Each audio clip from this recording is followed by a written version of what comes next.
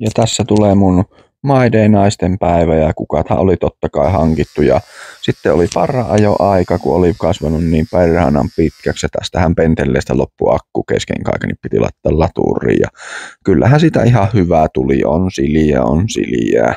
Ja sitten aamupala nassun rahka ja ananasta ja vitskut siitä, niin päivä lähtee käyntiin ja sitten pikku jumpalle tuonne gymille ja siitä sitten pieni suihku siihen päälle, niin avot.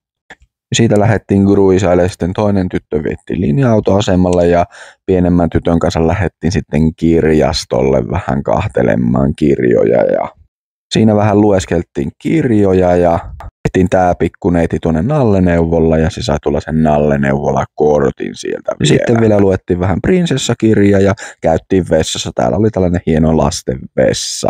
Ja sitten käännettiin nokka kohti vaimon työpaikkaa. Ja oli niin piru aurinkoinen päivä, niin plehat vähän, ettei silmät mene. Sitten mentiin vaimon kanssa tuonne Cosmic Date Night naisten päiväksi. Sieltä otettiin pienet bebe-maget ja tikaat ja sittenpä mentiin dartsitaululle ja 5-0 otti vaimotaulu, että No siinähän sitten rupesi jo nälkä kurnimaan, niin siinä on kulman takana Amarillo, jonne kiiruhettiin syömään.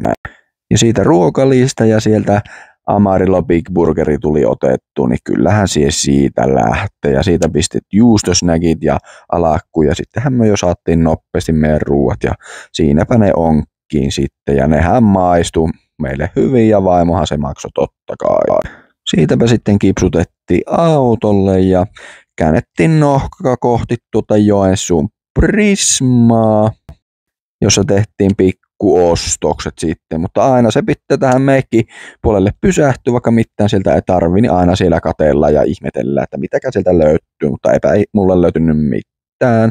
Ja sitten totta kai irttarit siitä matkaa ja sitten ei kun nokka kohti kotia ja tässähän se ilta sitten meni uudet salkkarit ja vähän irtokarkkia. Siitä sitten vällyjen välin Tom of Finland, niin kyllä unimaittaa miehelle näiden vällyjen välissä ja hyvää yötä.